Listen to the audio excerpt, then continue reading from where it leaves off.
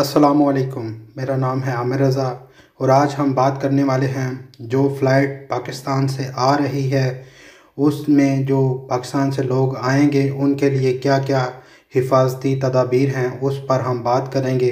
हमारे एक दोस्त ने सवाल किया है कि क्या जो फ़्लाइट पाकिस्तान से आ रही है उनको क्वारंटाइन में 7 दिन के लिए या 14 दिन के लिए रखा जाएगा।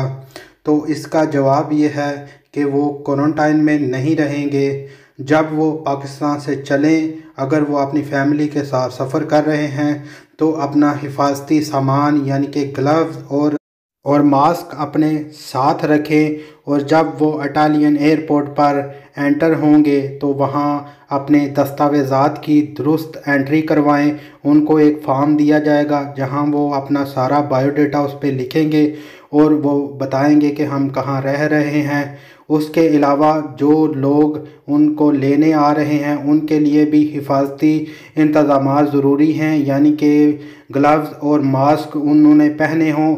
याद रहे कि वो लोग जो पाकिस्तान से आ रहे हैं इटालियन एयरपोर्ट पे बाद वो कोई भी पब्लिक ट्रांसपोर्ट यूज़ नहीं कर सकते, उनको लेने के लिए ही कोई बंदा आ सकता है। उसके अलावा जब वो अपने घर पहुंच जाएंगे तो वहाँ पे वो 14 दिन के लिए अपने आप को क्वारंटाइन करेंगे।